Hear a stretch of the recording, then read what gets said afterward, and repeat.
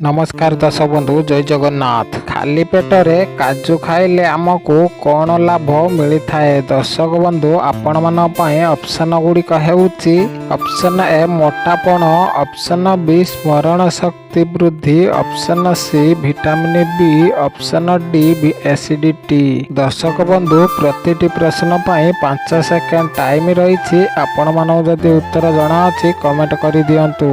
आम चैनल ले जदि नुआ अछंती वीडियो गोटे लाइक करी चैनल को सब्सक्राइब कर दियंतु।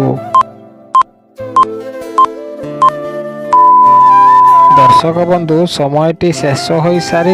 एहार सठिक उत्तरटी हेउची ऑप्शन बी स्मरण शक्ति वृद्धि, option C vitamin B, option D acidity. खाली पेटरे काजू खाइले आमको विटामिन बी मिलवा सहित एसिडिटी कम होइथाए और स्मरण शक्ति वृद्धि होइथाए। दर्शक बंधु चलंतु देखिबा आजिर परवर्ती प्रश्न। सकाळु 1 ग्लास पानी पीले कौन फायदा होइथाए? दर्शक बंधु ऑप्शन गुड़िक हेउची ऑप्शन ए रोग प्रतिरोधक शक्ति, option B blood circulation, option C skin glow, option D एही तीनटी जाक। दर्शक बंधु समयटी आरंभ हेउची एबेठारु।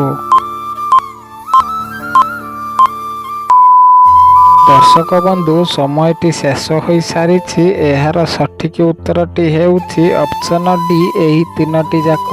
सकाळु 1 ग्लास पानी पीले रोग प्रतिरोधक शक्ति बढ़िबा सहित ब्लड सर्कुलेशन ठीक रे होइथाए एवं स्किन ग्लो करिथाए। दर्शक बंधु चलंतु देखिबा आजिर परवर्ती प्रश्न। शोइबा पूर्वरु एवं सकाळ उठिबा परे मोबाइल यूज कले केउ मारात्मक रोग होइथाए? दर्शक बंधु आपण मन पई ऑप्शन गुड़िक हेउची ऑप्शन ए कैंसर रोग, ऑप्शन बी हृद रोग, ऑप्शन सी मस्तिष्क रोग, ऑप्शन डी मुंड जंत्रणा। दर्शक बंधु समयटी आरंभ हेउची एबेठारु। दर्शक बंधु समयटी शेष हो सारी। एहार सठिक उत्तरटी हेउची ऑप्शन सी मस्तिष्क रोग, ऑप्शन डी मुंड जंत्रणा। शोइबा पूर्वरु एवं सकाळ उठिबा परे मोबाइल यूज कले एई दुईटी रोग होइथाए। दर्शक बंधु चलंतु देखिबा आजिर परवर्ती प्रश्न। केउ गछर पत्र कोंडिया रोग को भल करि दिए? दर्शक बंधु आपण मान पई ऑप्शन गुड़िक हेउची ऑप्शन ए नींब पत्र, ऑप्शन बी आंब पत्र, ऑप्शन सी तुलसी पत्र, ऑप्शन डी बेल पत्र। दर्शक बंधु समयटी आरंभ हेउची एबेठारु। दर्शक बंधु समयटी शेष हो सारी। एहार सठिक उत्तरटी हेउची ऑप्शन ए नींब पत्र। नींब गछर पत्र कोंडिया रोग को भल करि दिए। दर्शक बंधु चलंतु देखिबा आजिर परवर्ती प्रश्न। अधिक लुण खाइले केउ मारात्मक रोग होइथाए? दर्शक बंधु आपण मान पई ऑप्शन गुड़िक हेउची ऑप्शन ए केश झड़ीबा, ऑप्शन बी श्वास लागिबा, ऑप्शन सी किडनी समस्या, ऑप्शन डी एई तीनटी जाक। दर्शक बंधु समयटी आरंभ हेउची एबेठारु। दर्शक बंधु समयटी शेष हो सारी। एहार सठिक उत्तरटी हेउची ऑप्शन डी एई तीनटी जाक। अधिक लुण खाइले एई तीनटी मारात्मक रोग होइथाए। दर्शक बंधु चलंतु देखिबा आजिर परवर्ती प्रश्न। महिला माने बसिकी झाड़ू पोछा मारिले केउ मारात्मक रोग होई न थाए? दर्शक बंधु आपण मन पई ऑप्शन गुड़िक हेउची ऑप्शन ए सुगार रोग, ऑप्शन बी अर्श रोग, ऑप्शन सी अंटा जंत्रणा, ऑप्शन डी मोटापण। दर्शक बंधु समयटी आरंभ हेउची एबेठारु। ଦର୍ଶକ ବନ୍ଧୁ ସମୟଟି ଶେଷ ହୋଇସାରିଛି। ଏହାର ସଠିକ ଉତ୍ତର ଦେଖିବା ଆଗରୁ ଭିଡ଼ିଓଟିକୁ ଲାଇକ୍ କରି ଆପଣମାନେ କେଉଁ ଜିଲ୍ଲାରୁ ଭିଡ଼ିଓ ଦେଖୁଛନ୍ତି କମେଣ୍ଟ ବକ୍ସରେ କମେଣ୍ଟ କରିଦିଅନ୍ତୁ। ଏହାର ସଠିକ ଉତ୍ତରଟି ହେଉଛି ଅପସନ୍ ସି ଅଣ୍ଟା ଯନ୍ତ୍ରଣା, ଅପସନ୍ ଡି ମୋଟାପଣ। ମହିଳାମାନେ ବସିକି ଝାଡ଼ୁ ପୋଛା ମାରିଲେ ଏହି ଦୁଇଟି ମାରାତ୍ମକ ରୋଗ ହୋଇନଥାଏ। ଦର୍ଶକ ବନ୍ଧୁ ଚାଲନ୍ତୁ ଦେଖିବା ଆଜିର ପରବର୍ତ୍ତୀ ପ୍ରଶ୍ନ।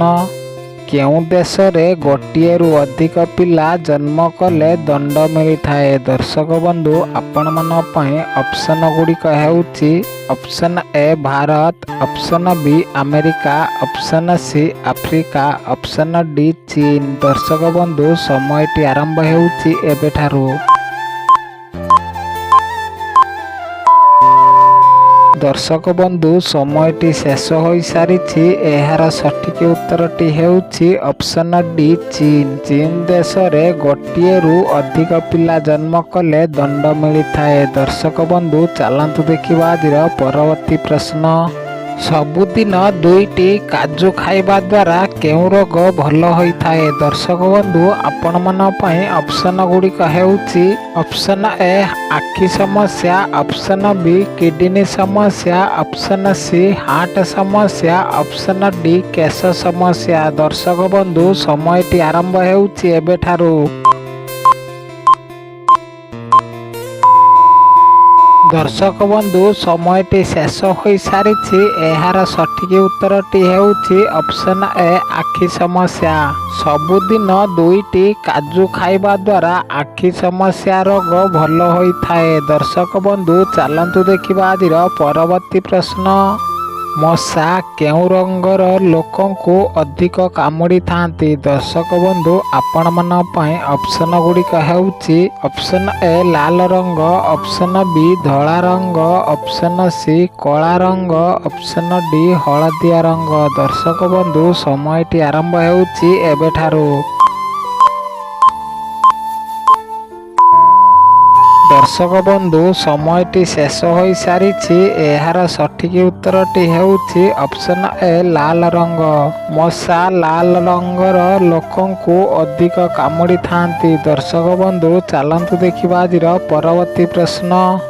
ଥଣ୍ଡା କିମ୍ବା କାଶ ହୋଇଥିଲେ କ'ଣ ଖାଇଲେ ଥଣ୍ଡା ଓ କାଶ ଦୂର ହୋଇଯାଏ? ଦର୍ଶକ ବନ୍ଧୁ ଆପଣମାନଙ୍କ ପାଇଁ ଅପସନ୍ ଗୁଡ଼ିକ ହେଉଛି ଅପସନ୍ ଏ ଅଳେଇଚ ଗୁଣ୍ଡ, ଅପସନ୍ ବି ଡାଲଚିନି ଗୁଣ୍ଡ, ଅପସନ୍ ସି ଗୋଲମରିଚ ଗୁଣ୍ଡ, ଅପସନ୍ ଡି ମହୁ। ଦର୍ଶକ ବନ୍ଧୁ ସମୟଟି ଆରମ୍ଭ ହେଉଛି ଏବେଠାରୁ। ଦର୍ଶକ ବନ୍ଧୁ ସମୟଟି ଶେଷ ହୋଇସାରିଛି। ଏହାର ସଠିକ ଉତ୍ତରଟି ହେଉଛି ଅପସନ୍ ସି ଗୋଲମରିଚ ଗୁଣ୍ଡ, ଅପସନ୍ ଡି ମହୁ। ଥଣ୍ଡା କିମ୍ବା କାଶ ହୋଇଥିଲେ ଗୋଲମରିଚ ଗୁଣ୍ଡ ସହିତ ମହୁ ମିଶାଇ ଖାଇଲେ ଥଣ୍ଡା ଓ କାଶ ଦୂର ହୋଇଯାଏ। ଦର୍ଶକ ବନ୍ଧୁ ଚାଲନ୍ତୁ ଦେଖିବା ଆଜିର ପରବର୍ତ୍ତୀ ପ୍ରଶ୍ନ। ବାସି ରୁଟି ସହିତ କ'ଣ ଖାଇଲେ ରୋଗ ପ୍ରତିରୋଧକ ଶକ୍ତି ବଢ଼ିଥାଏ? ଦର୍ଶକ ବନ୍ଧୁ ଆପଣମାନଙ୍କ ପାଇଁ ଅପସନ୍ ଗୁଡ଼ିକ ହେଉଛି ଅପସନ୍ ଏ ଚିନି, ଅପସନ୍ ବି ଗୁଡ଼, ଅପସନ୍ ସି କ୍ଷୀର, ଅପସନ୍ ଡି ଦହି। ଦର୍ଶକ ବନ୍ଧୁ ସମୟଟି ଆରମ୍ଭ ହେଉଛି ଏବେଠାରୁ। ଦର୍ଶକ ବନ୍ଧୁ ସମୟଟି ଶେଷ ହୋଇସାରିଛି। ଏହାର ସଠିକ ଉତ୍ତର ଦେଖିବା ଆଗରୁ ଭିଡ଼ିଓଟିକୁ ଲାଇକ୍ ନ କରିଥିଲେ ଲାଇକ୍ କରିଦିଅନ୍ତୁ। ଆମ ଚ୍ୟାନେଲରେ ନୂଆ ଥିଲେ ଚ୍ୟାନେଲକୁ ସବସ୍କ୍ରାଇବ୍ କରିଦିଅନ୍ତୁ। କାହିଁକି ନା ଭିଡ଼ିଓ ଅପଲୋଡ଼ ହେଲେ ଆପଣମାନେ ସର୍ବପ୍ରଥମେ ନୋଟିଫିକେସନ୍ ପାଇପାରିବେ। ଦର୍ଶକ ବନ୍ଧୁ ଏହାର ସଠିକ ଉତ୍ତରଟି ହେଉଛି ଅପସନ୍ ବି ଗୁଡ଼। ବାସି ରୁଟି ସହିତ ଗୁଡ଼ ଖାଇଲେ ରୋଗ ପ୍ରତିରୋଧକ ଶକ୍ତି ବଢ଼ିଥାଏ। ଧନ୍ୟବାଦ। ଜୟ ଜଗନ୍ନାଥ।